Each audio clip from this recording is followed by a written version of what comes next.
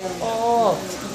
It's a gay film. Bakit kasal? Hindi, para sa akin kasi, kilala ko yung mga actors doon and they're guys and it takes a good actor to act gay. Yes. And nakita ko talaga yung passion and tension ng mga scenes, lalo na sa trailer pa lang. And actually, yung mga kids sa Sundalo Camp, yun din yung gusto nilang panoorin eh. Kasi kakaiba siya eh. There was a 6-minute na intimate scene. Sobrang haba. Oo. Feeling mo kakayanin mo? In the future, pag mag-cinemalaya ka ulit? Siguro kung bibigyan ako ng ganon, sa akin okay lang naman. Kasi as an actor, we're trained to do those kinds of things.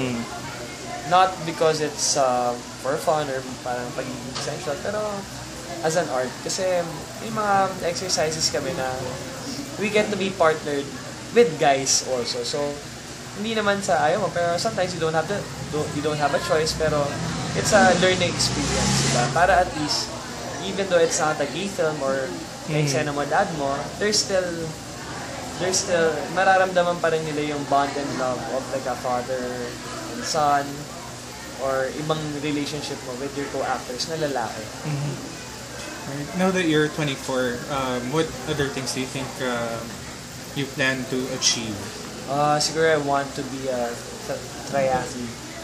Siguro bike na lang yung kulang ko eh. Hopefully I get it by December. And makasali ako sa Cobra Ironman next year. Yung age bracket 19 to 24. So I'll join the younger group. Para, sayang kasi when I reach 25, hanggang 30 na ako. 25 to 29. So at least, makasali ako sa yung pinaka, I think it's the youngest group eh. Age bracket for Cobra. So parang, as a triathlete or as an athlete, it's something different lalo na sa triathlon. Kasi, ang triathlon kasi is for, let's say, guys who have families already because they have more time. Kasi it takes a lot of time and effort to be a triathlete. Mga long na mahabang takbo, maraming takbo, mahabang bike, mahabang swim.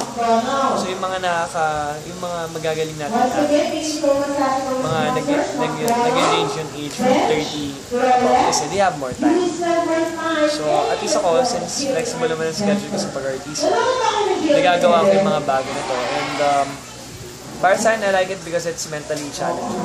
Nadadala ko yung patience, and dedication, and hard work sa trabaho ko. Kasi in running, it's a mental game eh.